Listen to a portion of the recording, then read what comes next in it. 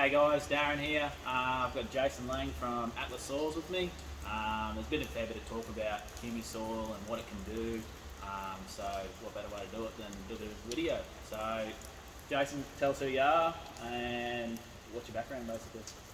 Sure. So I'm Townsville born and bred, moved away, come Yep. back, and spent most of my professional career working on sustainability. So working on water conservation and natural area work, environmental projects. And for some reason, I didn't sort of listen to the people that spoke about the value of soils for a long time. But in probably the last 2 or 3 years, or 2 years, we sort of made another business. So my primary business is environmental advice, but then Atlas Soils was born to make soil improvement products from waste, because I could just see that these perfectly good ingredients for soil improvement were going to the landfill. And so Atlas was really born to try and change how we look at waste and improve soil at the same time.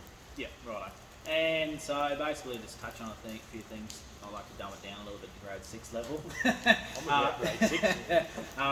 What is HumiSoil and what can it do for your lawn or your gardens or anything really in general? Yeah, sure. So what we've done, and I've got to thank the Lawn Fanatics and yourself, and so what we've done is something that hasn't been done before. So we've taken an agricultural product, which is designed for crop yield, so growing more things on the same bit of land, and we've just refined it down enough so that it can actually go on a lawn. So what it is it's got humus in it. So humus is the thing that exists in nature that breaks down on the rainforest floor.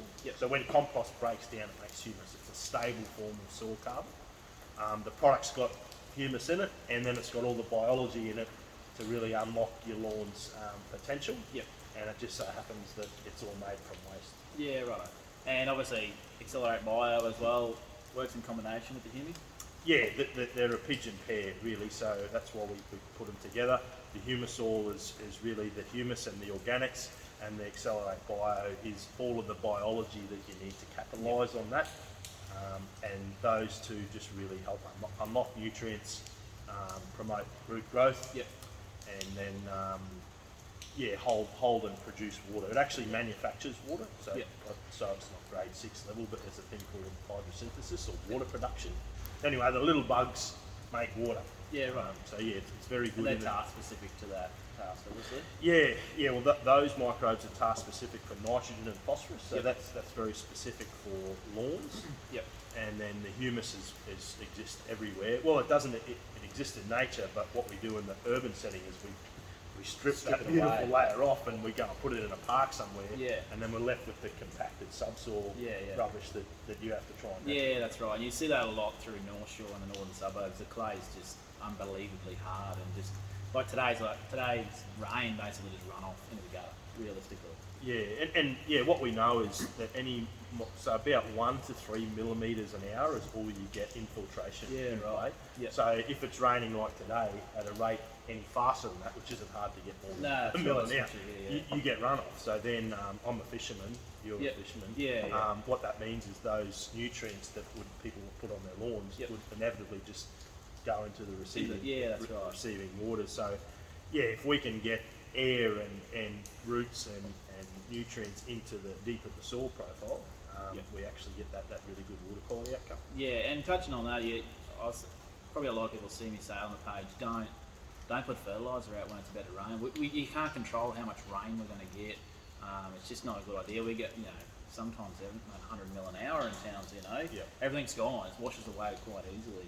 So, I don't know why that still exists. That's an urban myth. But so when I'm not at Atlas, I'll do a lot with responding to disasters and events, and what we see is algal blooms and fish kills really on the back of those rain events. So it's not you're not making it up. Like what actually happens is that material washes into like the Curaleer and Castletown lakes, Fairfield waters and all the creeks, and then we get things like algal blooms and fish kills. So it's very good advice and technically spot on. There is every bit of nutrient you need for your soil and lawn comes from from the sky. I suppose. And just break it down a little bit. How do you make HumiSoil basically? Like, what's the process? let me go grade 6 again. So we're like turkeys. So Yep. Bully, Steve and I are turkeys running around, and HumiSoil is modelled from the turkey nest. Yep. So we basically collect things like a turkey would. Yep. You know, like green waste, banana peels, coffee grounds, even cotton, and we make a big turkey mound. Yep. It's got to be high, 2 metres high. We put microbes on it from a company called VRM in Townsville. Yep. And they're out there in the world now, Saudi Arabia, China. And we ferment it, so it sits there for 6 months. Yep. And we let that biology break down all that organics and Yep. form humus. Yeah, right. So it's a 6-month process. That's why it takes a bit of time, and we Yep. sell out and those sorts of things. It's not, Yeah. not fast. Yeah, that's right. Yeah, and I think the thing that astounded me was when we spoke once before is how it breaks down like an animal carcass pretty quickly, you know. Yeah. And there's nothing left of it, you know, compared to composting. Yeah, and that's really nothing new. Like biology does that. So Yeah. all we're doing is taking the biology that naturally breaks things down, and we put it on these turkey mounds Yep. in really high concentrations, and it's natural. Yep. And just breaks it down quickly. So you would have seen maybe the time lapse of the pig that I we did, yeah. It's pretty cool. it's interesting stuff. So we're looking at putting fish frames and other things Yep. into this because that's calcium, Yep. and your lawn needs calcium as well. And we're starting to get eggshells. Yeah, that's cool. So basically, it's all, you know, waste material, really. Like, you're just trying to reuse that on a lawn or gardens and stuff like that, basically. Yeah, like when you think about it, soil is made from waste in Yep. nature anyway. Like we're just doing that, but you just got to be a bit selective about what you choose. What you choose. And we're starting to, with the smarts of yourself and others, starting to choose inputs that a lawn needs. That's Yep. what the bananas are saying. Yeah, the yeah. potassium and the Yep. sugars, and the grounds for nitrogen. So if we choose the right inputs, we can make something with Townsville that's specific for their lawn. Yeah, that's right, yeah.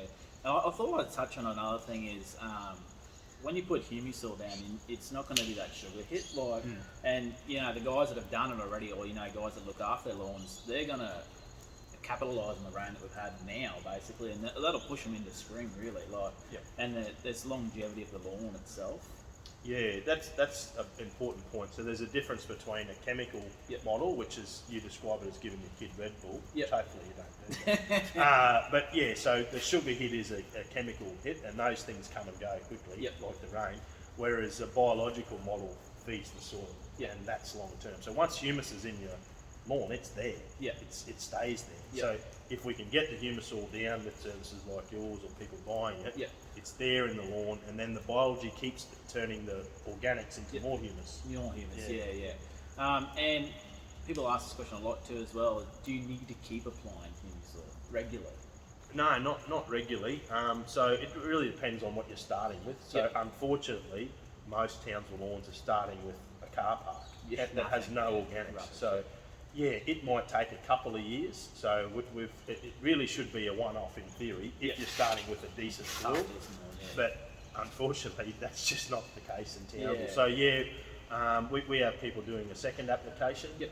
but it is a slower race, Yep. and you start to see symptoms over time. It's Yeah. not like the sugar hit. Yeah, I definitely. You'll start to go, geez, that's starting to creep out there, Yeah. that green a bit. That's right. And you'll start going, gee, the lawn feels a bit softer, or that buffalo's creeping over the Yeah, cooch. yeah. That's weird. Yeah. And it's a slow race, but you definitely get there. Yeah, I noticed in the backyard, everyone knows I don't like buffalo, but I got the buffalo at the back and I sort of don't really do too much to it. And after the first few weeks, I was, oh, yep. And then after about 6 weeks, I thought, geez, it's holding on colour, like it's holding moisture. I don't do much to it at all. Like, I was blown away by the fact that it just held on after 6 weeks of nothing really. The buffalo was it for me too. Like when I did that lawn off thing and made the lawn, I was Yep. tracking the cooch and the buffalo battle Yep. for a year, and Yep. then what I noticed was once I shifted to HumiSoil, it wasn't straight away, but I watched the buffalo creep from the top of that towards the house towards the front of my lawn. Yeah, right. And it was growing, it was poking up through the cooch in areas that Yeah. it didn't deserve Yeah, to be yeah, there. yep. And then I can only attribute that to soil health. Yeah. So that was when I really was sold. Was like, Yeah. I can see that this is making a difference Yeah. in just the species. Yeah, definitely. And you can tell that's obviously to do with moisture retention as well at the same time, because everyone knows down water buffalo, it struggles basically. You've seen that all around town when we had that drought a few years ago. Buffalo lawns were nearly non-existent. They were gone, unless they had a bore water. So, but I suppose people want to know is how long until we can get the product, Yeah. and why is it taking a little bit of time? obviously guys like myself are just pushing you to get good quality, I suppose you'd say, is refine it correctly. Yeah, well, I made that little voicemail on your phone just to say. So we the earlier bits just it just hasn't been done before, So you can't put compost on a lawn. There isn't a product that I can think of that's biological that's fine enough to go on a lawn, and that's the difficult bit. So we've got to be able to screen it down to Darren's sort of fanatical level, and that's what takes time. So what we found was, we actually lose more money than we could possibly make screening. So we're saving up for the equipment, and a trommel, which is a sort of $500,000 bit of gear for a startup business like Atlas. So this is our love job. It's taken a little bit of time. So thanks for your patience, but we're getting there. We've got about 700 tonnes behind us. Actually, we're really happy with that product. It's ready to go. We just got to be able to screen it down to this kind of grade. And I'm hoping in the next, don't hold me to this, but next month or two, we're going to do some trial through a trommel next weekend. Hopefully we've got something for the Townsville Fanatics. And hopefully in the near future we'll have a top dress blend and even like an underlay blend and stuff like that as well. Yeah, we're thinking that when we screen the 13mm is perfect for under turf. And in street trees, we're already using that now in restoration projects. And then once you get the 13mm, you throw it through the shaker screen over there, and you start to get the 6mm minus, and that's the Fanatic, that's the Darren. So we're definitely keen to get the product out there. We're happy with how it's all looking. The bits of gear that we need just don't exist. So we're working on it. Yeah, and just like you said, you just want to get it right the first time, basically. You don't want to be producing rubbish, basically. You want to do the right thing, get it on lawns. It needs to be a certain size so it breaks down. We don't want to let anyone down. So, we know the product works, but working's not enough if it's got rocks in it. That's right. So, we're just refining that process. And we've the second it's ready, we'll let people know. But certainly, we've got to put 300 bags together for council in May. So cool. We're very close. And I thought I'd touch on the subject too as well, is how much do you actually need? So if I'm going to just use just the HumiSoil, not a top dress blend, just the HumiSoil, how much do I need on my lawn roughly? The easiest way is work on a kilo a square metre. So bugger all really. I call it a dust, really. It's not people often confuse it as a soil, like can I get a few tonnes of your soil or a trailer load? It's a supplement really. You're only, if you can do too much of a good thing. It's like cordial, you can't just have a cup of.